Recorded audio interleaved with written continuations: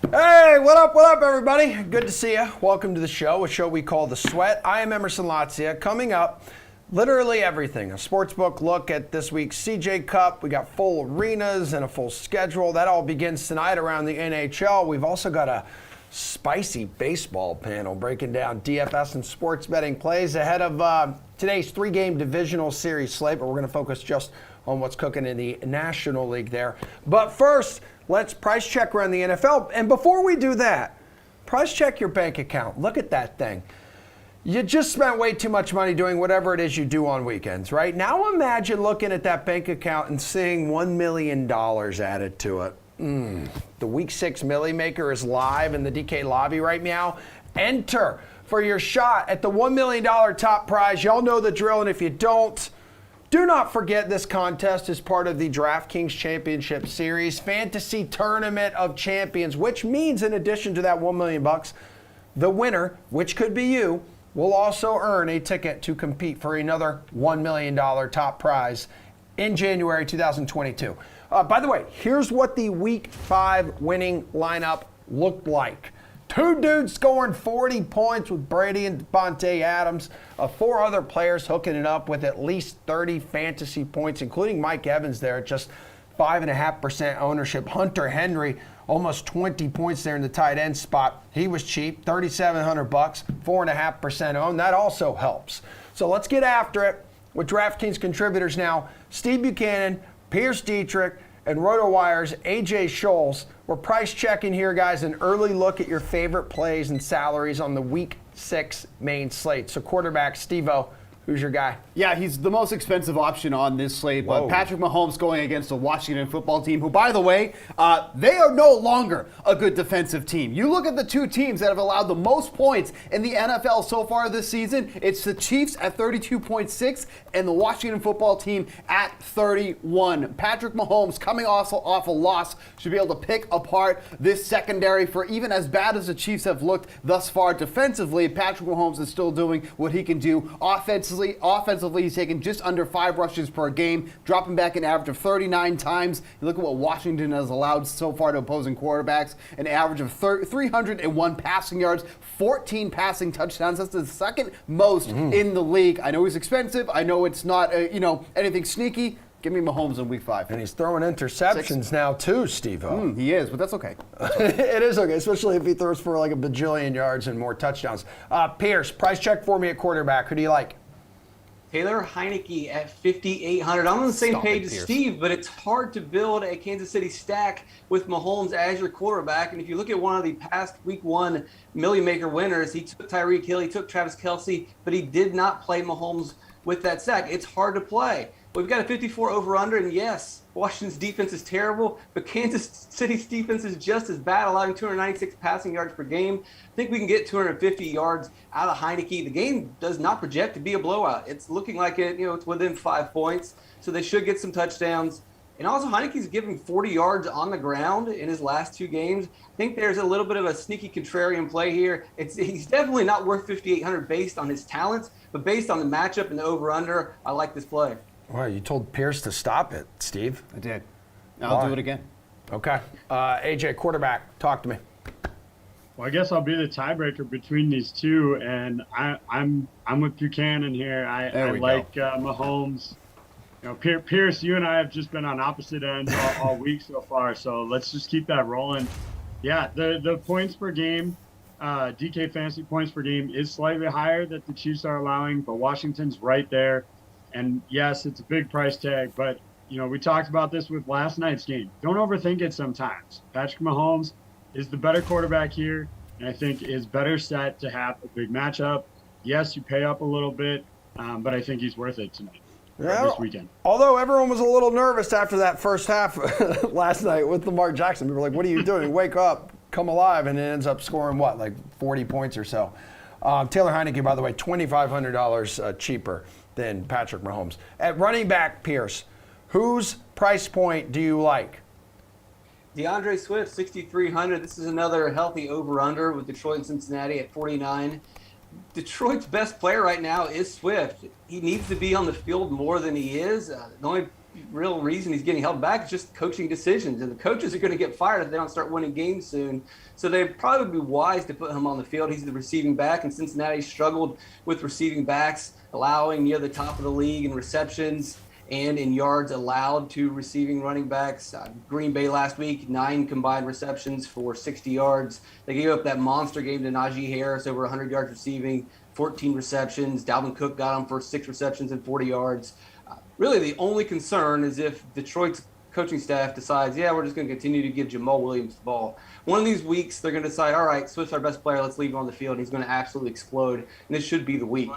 Yeah, well, 3 of the 5 weeks this season, he has scored at least 22 fantasy points. AJ, how about you at running back? Here's right game, wrong team here. I'm looking at Jonathan Mahomes at 6,600. You know, he's not the top of the price tag, so you're saving a little bit of money. Not quite as cheap as 63, but you know, I think 300 is manageable here. The Texans have given up a league high 9 TDs this season, while allowing 4.4 yards per carry. I think this is a great opportunity for Taylor to get back over the 100-yard mark for the second time this season.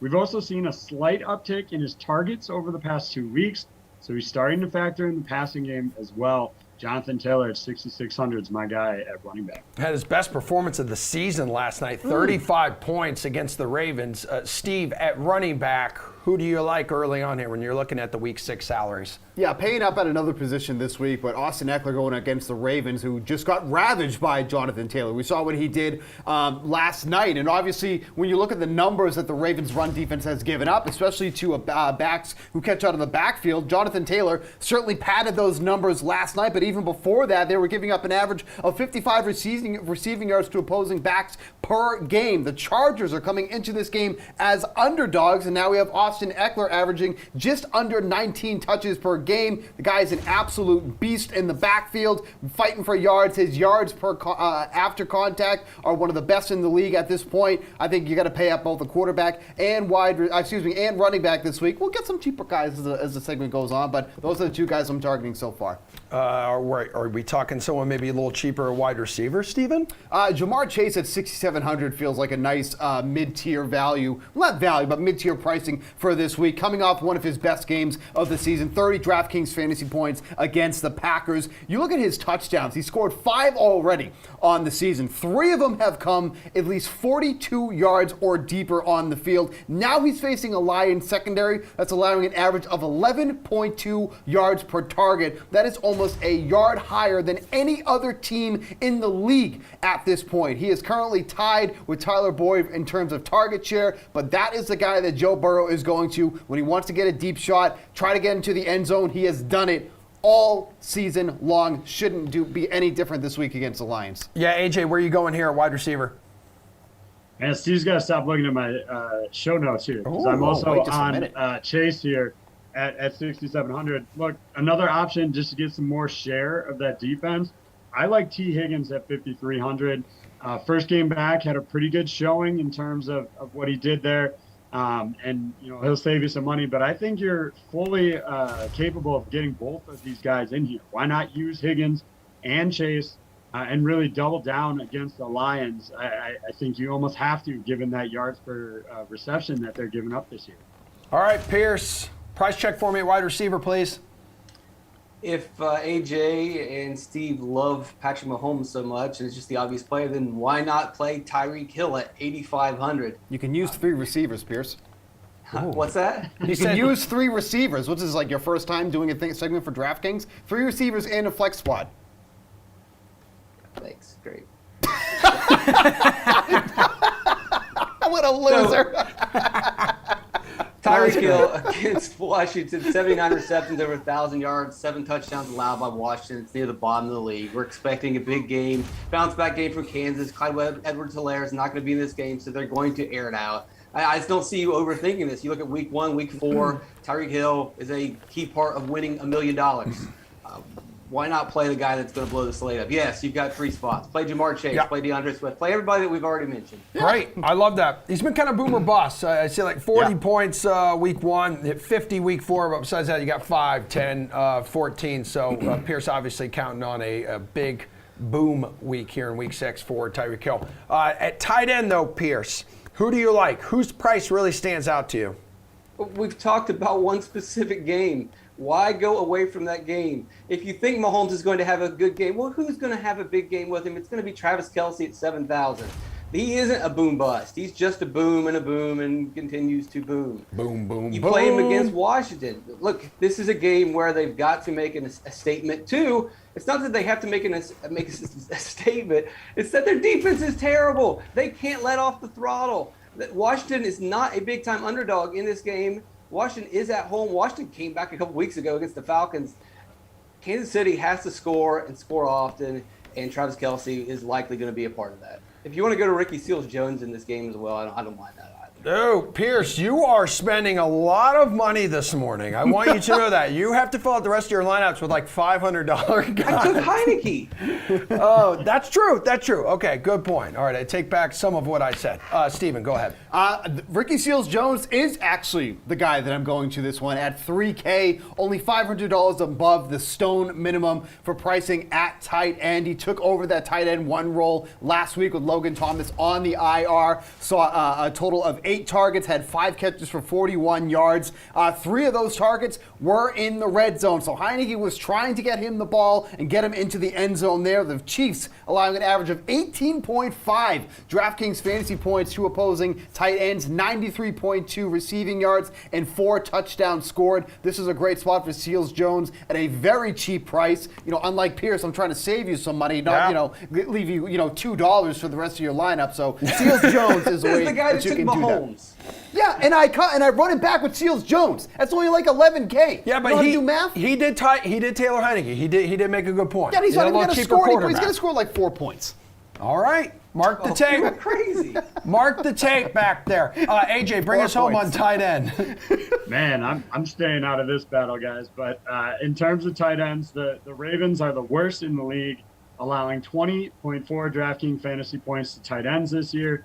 I think Jared Cook is an option here at just 3,200. He's third on the Chargers in targets right now with just 26. They've been very heavy going to the wide receiver. Haven't used Cook a lot, but he's still the number 3 target on this team. He's not a huge workload, obviously, but at that price range, I think it's worth a shot against a team that has struggled against the tight end. Guys, fantastic work. That was a perfect way to start this Tasty Tuesday edition of The Sweat. Thanks. You're very welcome. I need actually you to hang out for a little bit, Steve, All right. because we're going to look ahead to today's divisional showdown slate in baseball, all potential series clinching games right after this break.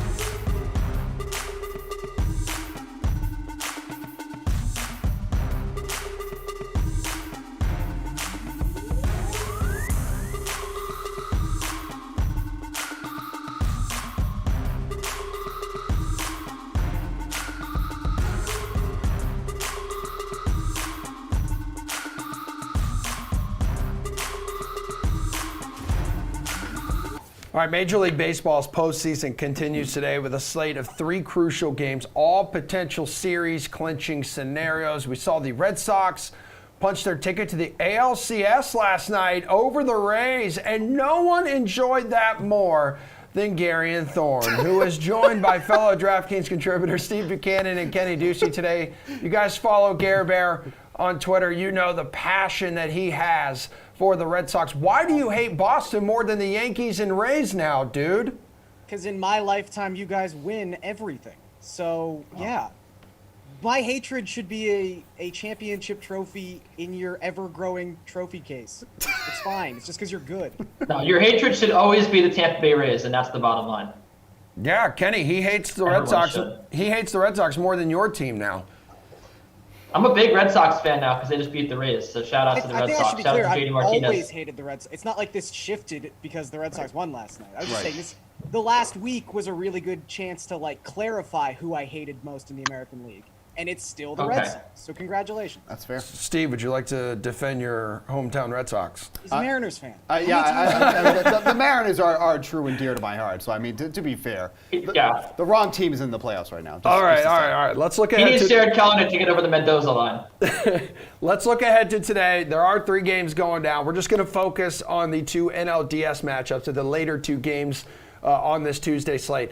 So we're going to get your favorite DFS and sportsbook plays here, guys. Who is your captain in this Milwaukee-Atlanta game, Kenny?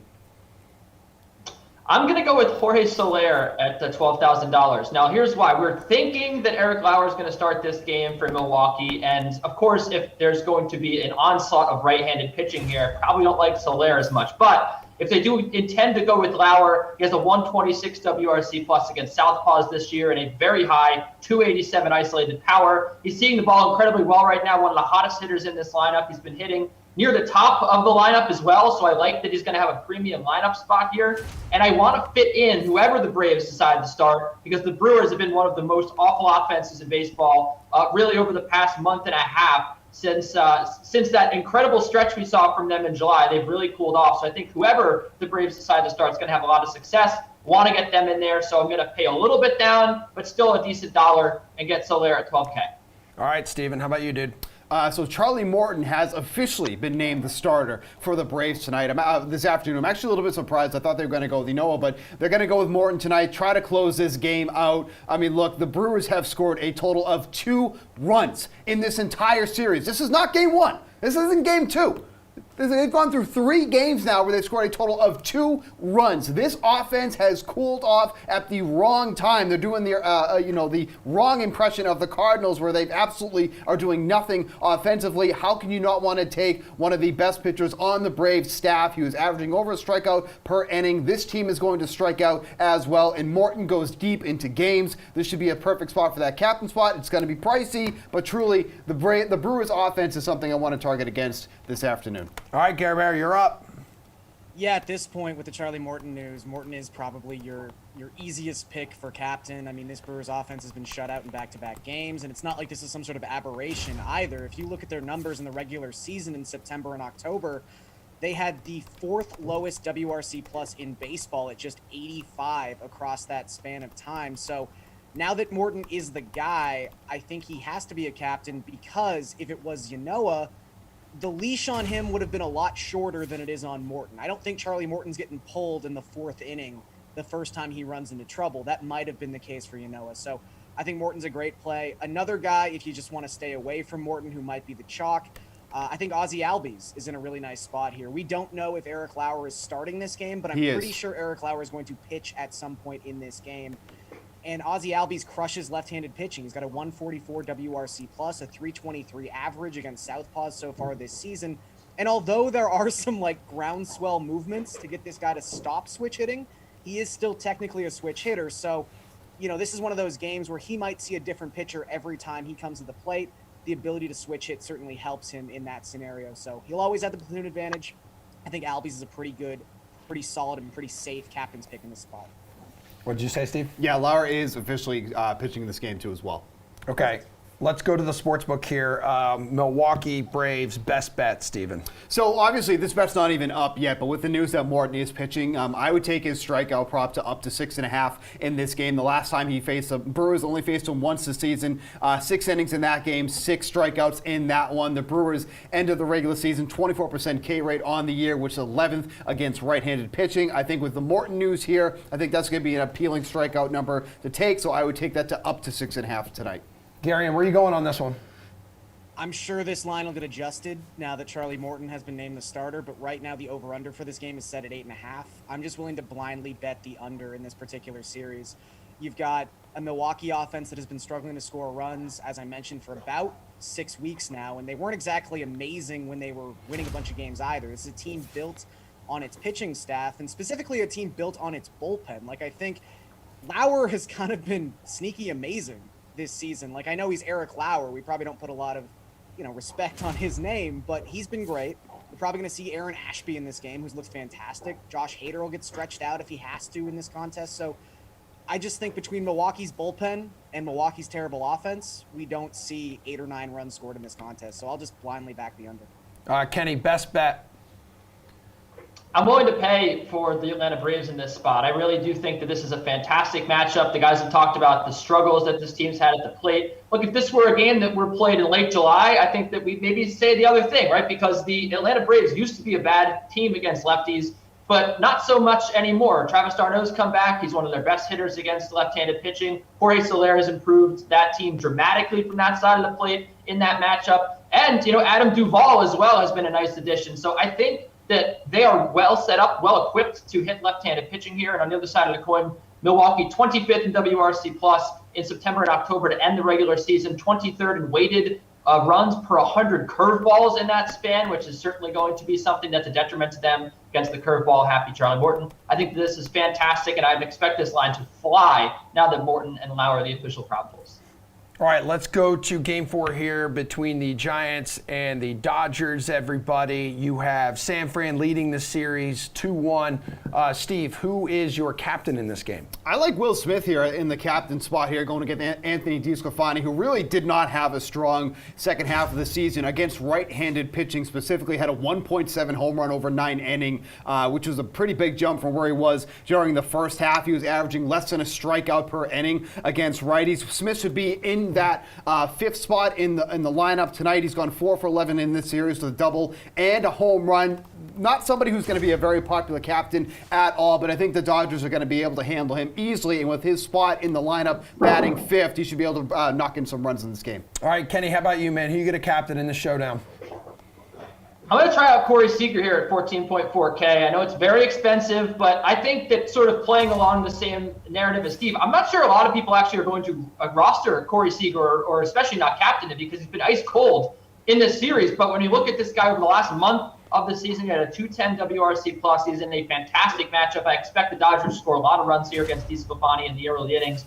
And when you look at Corey Seager, he destroyed fastballs in that same last month of the season. So I think that this is a pretty good matchup. DeSclafani has some demons he has to exercise against the Los Angeles Dodgers. Don't think it's going to happen. And you're going to get a lot of at-bats out of Corey Seager. You're going to get a lot of talent out of this guy. And I think he's worth paying up for here in potentially a contrarian spot. Gary, and I need a Giants-Dodgers captain from you. Yeah, I'll go with Kenny here. I'm on Corey Seager. I think that DeSclafani, when you remove the Dodgers starts he made this season, he's got a 2.33 ERA. You'll notice his actual ERA much higher than that because his ERA in those 27 innings he threw against the Dodgers, 7.33, 22 earned runs in those 27 innings. And Corey Seager was a big part of that. For his career, he's 4 for 8 with a home run. That'll happen this season.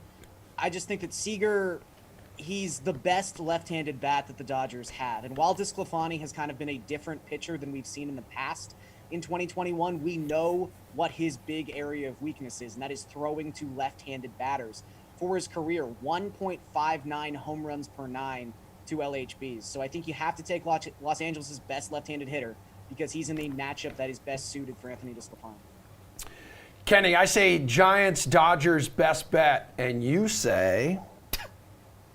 I say it's going to be the Dodgers on the money line. I've been all over the Giants in this series. I think that, we've been able to get them at a really good price for potentially the better pitching staff here. I mean, it's kind of a controversial statement, but look, the Dodgers are pretty clearly set up in a position of success here with their elite bullpen, which should be pretty well rested after Max Scherzer gave him length last night.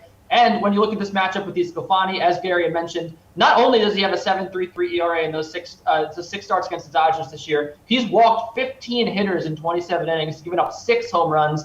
I mean, you want to talk about a spot where the Dodgers offense is just ready to pop here. I think it's against DeSclafani. And I also think that potentially if this game gets out of hand, if the Dodgers hang 4 early on the Giants, I don't see the Giants really using their high leverage arms with the lead in this series. They might just be content to save their arms up for Game 5. So I think that the Dodgers here, it's minus 155. I actually see a little bit of value in that line. I'd take it here. All right, Steve, on the DK Sportsbook, which bet do you like for this game? Yeah, so you can get the Dodgers right now on the run line at plus 135. Pretty enticing number for a team that, we both all think that they're gonna knock the starter out of this game early. It's scary actually to fade the Giants on the run line as away underdogs. They are 35-5 on the run line this season, which is just absolutely absurd. But if I'm under the impression that DeSclafani is going to be out of this game early, then I have to like the Dodgers here at the plus money, minus 1.5 on the run line at home as home favorites. They covered 51% of the time, which doesn't sound overly impressive, but that was actually one of the better marks in the league. So I'll take the Dodgers minus 1.5. All right, Gary, and bring us home, dude. So I'm going to basically echo what these guys said. If you want to bet them on the money line, if you want to bet them on the run line, that's perfectly fine. I like the Dodgers in this spot. If you want to maybe aim for something a little riskier, but with a little more benefit, the Dodgers to score a run in the first inning is plus 190. I already talked about how I like Corey Seager in this spot. He will bat in the first inning. Mookie Betts will also bat in the first inning. And so far this season, Betts has been a monster specifically at Dodger Stadium. That's where he's really been at his best. He's got a 150 WRC plus hitting at home. So I think you've got the Dodgers' best hitters at the top of that lineup, and each in a pretty good matchup. I think they get some damage done early in this contest. Guys, you three are free to go, but I highly suggest y'all keep watching because the puck drops on the NHL season tonight. Couple games going down, including the defending champions going for a third straight. They begin their campaign there. And we have some bets to discuss and DFS plays right after Johnny Avello's latest appearance on the Unreasonable Odds podcast. Oh, I like that. All right, as always, let's really quickly look forward to, I wrote week 5 in my notes, but we just played week 5, so we're going to look forward to week 6. Be great if we could play week 5 again, wouldn't it? And the results. For you guys, I know behind the books, you guys want to play week 5 again, but we're not. And we want to play it again too. The public is going to take their money and run, and then probably bring it back and reinvest it in week 6, and we'll see how we do. We got a good one Thursday night. The Bucks touchdown favorites in Philly. We got some big favorites like the Rams going into the Giants after a bad loss to the Cowboys, losing a lot of bodies. We got some tighter point spreads. We got another London game with the Jags and the Dolphins. They just keep getting gems over there across the pond for these games. Where's some of the bigger bets going so far on this week 6 card? You mentioned one. Miami's playing at Jacksonville in London, or playing Jacksonville in London. I guess that's Jacksonville's second home. And there's a bit of anticipation of, with Tua returning. So that line went from 3 to 4, Miami. The Cowboys at the Pats was the biggest mover, going from Cowboys -1 to 4. And then the Broncos opened at 2.5 at home playing the Las Vegas Raiders. That's a line that's now sitting at 3. I expect that thing could possibly go higher. All right. Speaking about those lines moving a little bit, what based on the numbers that are on the board now, what do you think moves the most by kickoff? A couple of games. A few of those games are going to move some more. There's some games that haven't moved yet that'll move probably a half a point to a full point. You and I spoke a couple of weeks ago about games that could possibly switch favorites. Mm-hmm. Vikings are at the Panthers and are, there's a 1.5 point favorite there. And I could see that being one of those games that exchanges roles where the Vikings could actually end up going off the small favorite.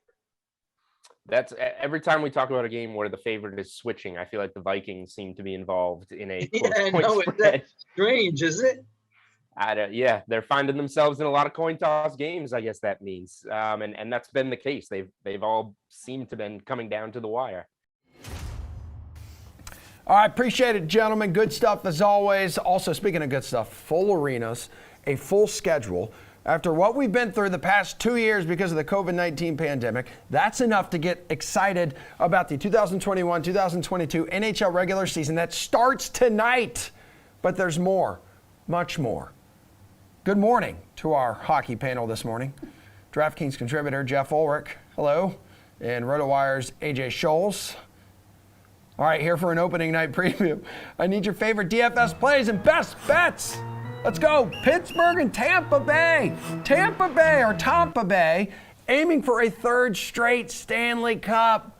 Wow, decisions here. Who was your captain in this one, Jeffrey? Yeah, I mean, I don't think you should overthink this. I mean, we have Tampa Bay playing. I mean, they are one of the top 3 teams in the league. You should probably look to their offense here, if not to their goaltending. I'm going to say that this is probably a good spot. It's early in the season. Why not give Steven Stamkos a little bit of a whirl here? He's only 12.3. I think him and Andre Palat there at 12,000, both very interesting targets because it saves you so much cash. But I'll go with Stamkos here. Again, coming into the season healthy for once, going to be playing, less of a like a frontline role just because of obviously they got Kucherov and Point being the main front runners there. But Stamkos, again, when he's healthy, he still has that hat trick upside, going to be playing alongside Anthony Cirelli, still going to be seeing power play time.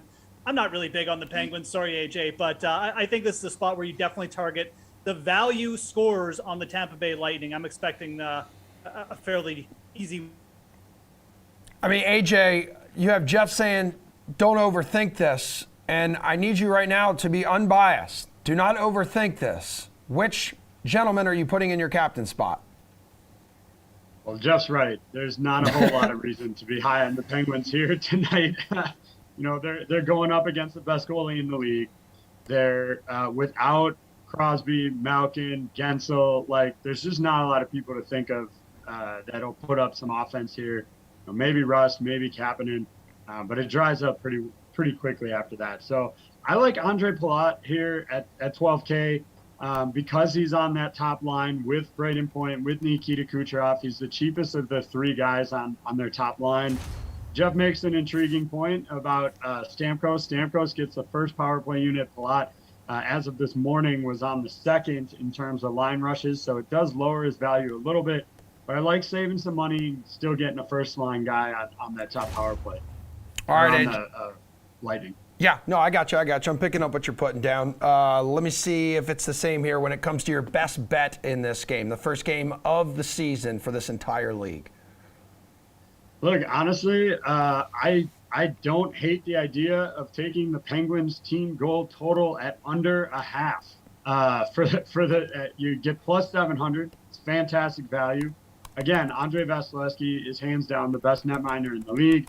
They're playing at home. They're raising their banner. The Penguins have no offense. To get plus 700 to bet on a shutout here by Vasilevsky is actually really good value, I think, and that's where I'll be going. Okay, Jeff, where are you going here on the DK Sportsbook for Pittsburgh Tampa Bay best bet? Yeah, we're age here. I think I'm just going to take Tampa Bay on the puck line at minus 1.5, a plus 120. But AJ's right. Part of me liking them on the puck line is the fact that Andrei Vasilevsky could just not let a goal in tonight because he's the best goalie in hockey. You always have that option with him in net. And I think that realistically, because this is the first game of the season, we haven't seen that much from Pittsburgh. If people are still, it's Sidney Crosby doesn't team, they can't be that bad. Well, I think there's a pretty big gap in talent here. And I think the fact we're getting plus 120 on Tampa, I don't think you'd see this line later in the season if these two teams play out how we think they're going to. I think mid-season you might see this line at minus 110. So I think you're getting really good value. Just take Tampa Bay on the puck line. AJ mentioned the narrative. They're raising the banner. They're at home. Yeah, I really like that line tonight. And welcome to the show, Seattle. You got the Golden Knights, you got the Kraken making their debut, the regular season debut. Who are you deciding to captain in this one, Jeff? Man, I mean, I think we got to go with someone with the Kraken here and give them just a little bit of credit. This game could be wild. It could be crazy. I don't know. Maybe it could be boring, but I'm going to take a flyer here and go with Jaden Schwartz. I mean, this is a player who, he went through long dry spells with the Blues. He wasn't that consistent, but when he did show up, I mean, it was typically with a goal and an assist and 3 or 4 shots on goal. And you look at how Seattle's, offense is centered. I mean, they've got some nice two-way players. They've got some good role players. They don't have many catalysts. This could be a spot where Jaden Schwartz just walks in. All of a sudden, he becomes this prime shot on goal guy. And I'm willing to bet on that right off the start. I know the Vegas Golden Knights are a pretty good defensive team, but it's the first game. They did go through some changes. Who knows which Robert Leonard is going to show up tonight. I think Jaden Schwartz makes for a really good target here. If you're playing for the Seattle win and the whole narrative like it's their first game, Schwartz probably going to get involved because he might be one of their best he might be their best offensive forward. It's 31, franchise number 31 here, AJ. Taking on franchise number 32. This is year number 5 for the Golden Knights. We all know what they did in their first season. I'm sure the Kraken would love to emulate that same success. Who are you going to captain tonight in this one? I was going to go with Jeff. And take somebody from Seattle. I was going to go full contrarian and go with Philip Grubauer at 15K, just completely betting on Seattle coming out strong. But then you had all the COVID news came out yesterday. They've got 5 guys from Seattle that were put on the COVID list. Damn. Including, McCann, Johansson, Janmark, some of basically their first line, honestly. Now, they haven't been ruled out, so it's possible some of those guys could still play in this game, and that might change it up. If they get any number of these guys back, I think I'll go with Philip Grubauer. But without that offense, I think you have to look at Vegas here.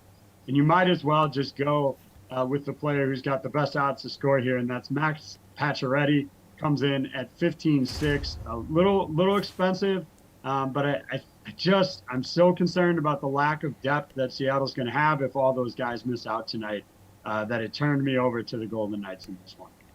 Yeah, it is a league that is 95% vaccinated as well. Vegas Golden Knights, Seattle Kraken. AJ, give me the best bet in your eyes on the DK Sportsbook for this one. Well, I'm not going to overthink it. I'm going to stick with Pacioretty here as the best anytime goal scorer at plus 160. He's going to lead the offense. He's on the top line. He's on the top power play. This is the guy that needs to score goals if they're going to win the game. So if you're betting on them to win, he almost has to have a goal, right? There's going to be very few times this year, I think, when he scores a goal and they don't win the game. Or rather, maybe the other way around, that they would win the game without him scoring a goal. So Pacioretty at plus 160 is good value for him to get one into the back of the net tonight. All right, what bet do you like in this one, Jeffrey? So, I don't want to be a stale record here and just talk about Jaden Schwartz again, but his shots on goal prop on the DraftKings Sportsbook is 1.5 shots on goal. I will take the over there at -1 with a little bit of juice attached to it.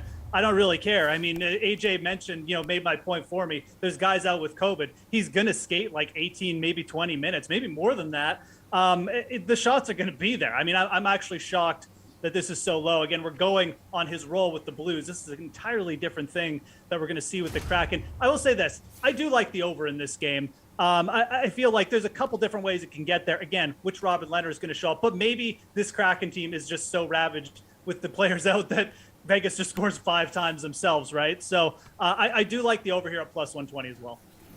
Yeah, Schwartz, by the way, 4 20-goal seasons. It does feel like the Kraken don't really possess that elite score, but they possess plenty of guys who can actually score goals. Looking ahead to tomorrow night's action, guys. 5 games on the slate tomorrow night, Wednesday night. What's a bet you have your eye on, Jeff? Yeah, so, looking ahead to tomorrow night, I will be remiss not to mention the Montreal Canadiens and Toronto Maple Leafs. When you're giving me plus 145 on the Montreal Canadiens with Carey Price in net, to take on their division rival, I'm going to take it. It's just too big a line there, in my opinion. Montreal maybe not getting enough credit. Maybe some people are thinking it's a Stanley Cup hangover. I guess that could be the case, but I don't really see what the Maple Leafs have done necessarily. I guess that you could say they're a little bit better in net, but there's still question marks there. Again, I will take Carey Price at plus 145 there. I think you're getting very good value on the money line. AJ, it's unfortunate Paul is not here. I wonder which game he would target tomorrow. Yeah, I don't want to throw Jeff under the bus here, but you're getting plus 145 with Jake Allen in goal. Okay. Well, because Carey Price is if you recall, Carey Price can be gone for a little bit here. So to that end, I'm going to take the other side. I like the Maple Leafs at minus 1.5 goals on the puck line at plus 140 when you consider that they will have their high-powered offense going up against a Jake Allen here. So Yeah, I'm on the other side of that one. I'd be with you, Jeff, if Carey Price was in goal, but Jake Allen doesn't have the same level of confidence for me. Yeah, little brain fart there on my bend. That's true. Carey Price Dude, listen, this is the morning after Canadian Thanksgiving. Like, you're probably all over the place, filled with all sorts of salty meats and moist gravy. So that is perfectly fine. But I do need you to bring your A game. AJ, thank you. But Jeff, I do need you to bring your A game coming up after the break, because we got to talk about the CJ Cup right after this break, where Pat Mayo is actually going to be going to be reacting a little bit to what we just saw in the NFL around Week 5, and also what you should do with one disappointing star wide receiver. You mentioned the Saints run the ball a ton. No one is now running the ball more than Chicago. Chicago does not want to throw the ball whatsoever. But they're not running with Justin Fields, which is mind-boggling. And as long as they're within probably 2 scores in these games, they're going to be like the Jags and just continue to run anyway. So what do you do with Allen Robinson besides bench him? Like, do you try to trade for him? Man. Do you try to get whatever you can for him? Because I have Allen Robinson in a bunch of leagues, and I'm like, oh, man, I can't even play this guy. I know. I have him in a dynasty league, and I've been floating him out there, and people are just super sour on the outlook of Justin Fields. I would buy him in dynasty. I think that's a good buy. Yeah. I'm trying, I finally got a W yesterday in one of my dynasty leagues with Eckler and Kamara and Godwin. You think my team would be okay with Allen Robinson as my third wideout. OBJ's on that squad too. I'm frustrated with him, but I don't know what you do with Allen Robinson from a season long. I don't think I want him. I don't think I'm buying. I'm thinking, what should I trade him and just get whatever I can get? The only way I would do that is if you're getting him to be your third or your flex. You have to readjust your rest of the season rankings for Allen Robinson. Really good wide receiver, back-to-back seasons as a top 10 wide receiver in each of the last 2 seasons, catching balls from Trubisky and Nick Foles. You think an upgrade here, whether it was Dalton or Justin Fields, but I see the same thing that you see. They don't trust Fields to throw the football. He's not running, and they just want to run. They just want to run. And I don't know. I saw it a little bit more yesterday where Justin Fields threw it to Allen Robinson. Even, there was one point in double coverage where he just trusted him and he threw it up in the air. And Robinson actually made a couple really strong catches that maybe normally he would drop and his day would be even worse. I'm saying no. I was thinking about both of these guys 2 weeks ago, Robert Woods and Allen Robinson. I both wrote them up as buy lows. Now the window is closed on Woods, but Robinson, now I'm just a little sour. I see what you see, man. They're running the football, and I don't know where the upside is in this offense. They're not going to get into too many shootouts. Fields is not going to have too many games where he throws more than 35 times, 30 times. So what's the outlook? Robinson, what we liked over the years is that he was getting targeted, right? He was the upside may not seem as high, but he was a guy that you could just pencil in for 8 to 10 targets week in and week out. And that's just not the case anymore. So get him if you want, but he better just be your third or your flex. Alex Collins, I completely forgot about in the running backs because I assumed he was over 60% owned. He is not over 60% owned right now. So let's just circle back to running backs for a second. Would you pick up, because we don't know how long Chris Carson's going to be out. He could be back next week. He'd be placed on IR with a neck injury. So that's really up in the air at the moment. Alex Collins played, let me try to find it here, 72% of the snaps, with DJ Wiki Dallas coming in at 20% of the snap share for the Seattle Seahawks. So he's clearly the lead guy without Chris Carson around. And there's would you go Khalil Herbert, Darrell Williams, or Alex Collins right now? Just a blind pickup. I think I go Herbert. Collins, and then Williams. Yeah, Collins. I'm just speculating. There's some reports in Seattle that this could be a significant neck thing for Chris Carson, even though I saw him on the field warming up, as if he was maybe going to try to play that game on Thursday night. But that could be a thing that could linger. And he was already kind of on the down. I feel like he was declining. He was getting some touches, but he wasn't playing third down. He wasn't getting targeted. I know that was Travis Homer who was getting in there, but he was starting to lose a little bit of the snaps anyways. I don't know, man. I think Seattle could be in a ton of trouble if they shut him down and Russ misses 6 weeks. It just could be a heavy dose of Collins out of the backfield. Maybe Geno, who looked good. I'll be honest. He looked pretty good, peppering it to DK. Overall, I don't love Geno, but one thing I think you could feel good about DK, if you're a DK owner, is that he clearly why wouldn't you? If you're inexperienced and you're just getting in there, where's 14? Where's DK? Lockett's the guy I think you're going to see him suffer without Russell Wilson. But to answer your question, I think Collins. All right, that was our final break of the show. This is our final block of the show. We're bringing back one of our gorgeous golf gurus. Jeff Ulrich is here, baby. We need to talk a little bit about PGA Tour high or low here. So are the following golfers' odds a little too high? So we're talking too long or too low, which would be too short for the CJ Cup at the Summit Club in Vegas. As we discussed here on the show yesterday, Jeff, second straight week that the tour is hanging out in the Sin City. We did not discuss Dustin Johnson yesterday. DJ, the favorite, plus 1,000. Should he be? Are these odds too high or too low in your eyes? I mean, when you look at what Dustin Johnson did last year, I mean, you could definitely that. I mean, Justin Thomas or another top player should probably be in front of him. I mean, went winless on the PGA Tour, went through some rough stretches. Even if you just look back at his strokes gained metrics, and he lost strokes on approach in each of his last 3 starts. He's kind of saved by a hot putter. So, nothing really stands out about DJ all of a sudden just turning around, but he had a pretty solid Ryder Cup, and he was starting to look a little bit more consistent. I'm going to say these are too low. I mean, I think that at the very least, him and Justin Thomas should be co-favorites here. Justin Thomas, not only did he have a stronger season, but he ended the season strongly too. And again, guys were doing Dustin Johnson putting well, that's pretty much it. Justin Thomas was really starting to fire with his approaches. I think that both these guys are prolific winners, but Justin Thomas is definitely in better form for me right now. So I definitely think the odds on DJ too low heading into this week. I don't really know what he's done to be the favorite in this what is a pretty elite field right now. Yeah, he hasn't looked like DJ in 2021, but you mentioned he is unquestionably the American MVP he was at the Ryder Cup. In a perfect, 5-0 for the winning side. I think that's definitely factoring into this a little bit. The Ryder Cup performance, obviously we can't track it with stat metrics, but DJ, a great Ryder Cup finish, what is leading into him being the favorite here. Yeah, now he comes back to stroke play where he has 3 top 10s in his last 4 starts. But let's talk about Rory McIlroy. Speaking of Ryder Cup guys, Rory is in the top 5 here in the DK Sportsbook for odds in this tournament, plus 1,600. Are those too high or too low? I think they're maybe just a smidgen too low. Like, I actually like Rory this week. I think he's coming in a little bit under the radar. The complete opposite of DJ at the Ryder Cup. Really faltered. Kind of like, I can't remember if he lost all his matches or all but one, but it wasn't a good week for Rory there. At the same time, he was okay in the playoffs. I mean, a T4 at the BMW Championship is Valley, another Tom Fazio design. He's dominated Quail Hollow. I think these odds are probably a little bit too low. Like, should he be paired with Colin Morikawa?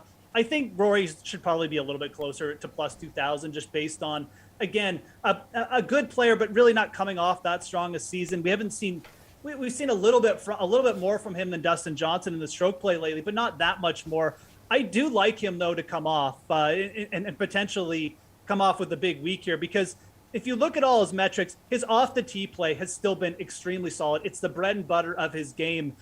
He's gained over 2 strokes now and off the tee, and 5 of his last 6 starts was going pretty well. And the around the green game was getting sharper. So all things considered, I don't think Rory is that far off. I think he needed a little bit of a mental break more than anything. I think he was already drained going into the Ryder Cup. He did speak a little bit about that. And I think the 2 or 3 weeks off is probably going to help him. But he can definitely be sure of one thing. Pride is going to be a factor here. He wants to forget that Ryder Cup as soon as possible. And I don't think his form, if anything, it's better than Dustin Johnson. So I'm okay with betting Rory at plus 1,600, but he probably is just a little bit too low, if anything. Yeah, he's just felt like such a wild card these days. And he was a disaster in all 3 of his matches at the Ryder Cup before kind of putting it together. He had that comfortable Sunday singles win over Xander. But one thing to note, he did lead the tour in birdie average last season. The CJ Cup, and you know this, Jeff, has been an event where the winners went very, very low in recent years. So maybe this is, after some rest, a good situation for him to be in. How about Hideki Matsuyama, dude? Plus 4,000. Too high or too low? I think if anything, it's probably a little bit too high. I mean, it's a big overreaction to what Hideki did last week at the Shriners. I mean, he made the cut, but that's about all he did. Really faltered on the weekend. So, when we get these players, elite players, and they kind of come through with either like a missed cut or just like a really bad performance, we tend to get an overreaction, and that's what we're getting with Hideki here. But, 2 weeks ago at the Fortinet Championship, or 3 weeks ago, I mean, he gained over 4 strokes on approach. I don't think Hideki is that far off. I mean, people probably have already forgotten that, like, 2 months ago, he lost in a play. He was about an inch away from winning a WGC event, which is basically the exact kind of field we're getting this week. So with Hideki, it just feels like, is the putter going to show up this week? Is he going to start sinking putts? And is that confidence going to start rolling? It certainly could. I do feel like this is an overreaction. His odds are a little bit too high. Whenever he's a little bit bigger than players like Harris English, Abraham Answer, who I think are comparable, but I don't know if they're better necessarily. I think that you're getting good odds on Hideki in that range. So yeah, I think plus 400, again, a bit of an overreaction. I think these odds are just a little bit too big on a player who really isn't that far off from his peak. I don't think Mark Leishman's all too far off either. We're talking back-to-back top fives. Plus 5,000 are his odds to win the CJ Cup this week. Too high or too low, Jeff? I mean, I definitely don't think they're too low. I mean, I think that, Mark Leishman should be getting some respect. This is a 6-time tour winner. I mean, Leishman is one of those players who people just seem that the odds, even when he's playing well, they just don't seem to give him enough respect. And then when he plays badly, he gets pumped up to these bigger numbers. Well, he was pumped up. You were able to get Mark Leishman at really good odds the last couple of weeks in weaker fields, but his odds really haven't gone down that much off of 2 top fives, which is a little bit surprising. I mean, again, 2 of Leishman's wins in his career have come in limited field events. He's won a playoff event. And by the way, his playoff event came out of Tom Fazio course at Conway Farms in 2018. So there's some good synergy there. This is a player who can get wild off the tee, but big fairways in play this week. Leishman is really, really hot with the putter right now. He's gained over 7 strokes with that club in his last 2 events. But he is a player who can stay hot with that club for a while too. So all things considered, I think these odds are a little bit too high. I think he should be closer than Hideki to Hideki's at plus 4,000 right now. So I think you're getting good odds here to take a shot with a player who has shown multiple times that he can get it done in fields and events like this. So yeah, too high for me on Mark Leishman. Yeah, he's putting better than just about anyone out there. No one has started this season as hot as Leishman. T4 at the Fortinet and T3 at the Shriners last week, sticking around Vegas, mashing some buffets. Who is a guy that's too low who should have higher odds in your eyes? Yeah, I mean, I think you look at some of these guys coming in and, what they've done recently. And, I'm gonna make the case that Brooks Koepka plus 2,800. I mean, it sounds insane. Usually when we get Brooks Koepka plus 2,800, we're licking our chops here. But I don't really know that you could make a case for him across this field to take him over some of the players he's paired with. We've seen more from Tony Finau at plus 2,500. We've seen Scotty Scheffler be really consistent outside of last week, but I think we'll give him the Ryder Cup hangover, excuse there. Brooks Koepka, I mean, he's just kind of been flat, and it does feel like he's still struggling with something from that injury, and I think that's the biggest thing. Until I see Brooks sort of pop and look a little bit back to normal, then I'm not really that interested in taking him. I would argue that, players like Sung J M plus 3,000, even a guy like Harris English right now, just more consistent, probably a better chance to get it done from you. Brooks just looks like he's working through some things. Yep. I don't think he's completely too low at plus 2,800, but he's still a player. I would say that I would need him to be over plus 3,000 to really be interested in this week.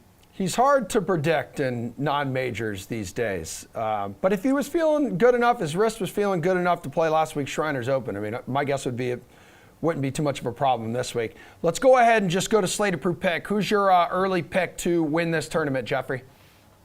I'm going to go with Justin Thomas. I mean, I do like betting some guys lower down in the odds. I like my guy Louis this week. He's coming off a good week. I like Rory, like I mentioned. But Justin Thomas, to me, again, a prolific winner on the PGA Tour. His last win came in March. He's due.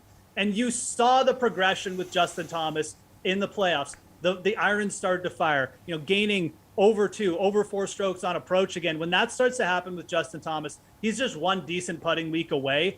And multiple wins in these type of events. He's won the over in Malaysia against fields like this. He's won WGCs. I think Justin Thomas, it comes in, has a really good week with the irons, and potentially just picks up another win here.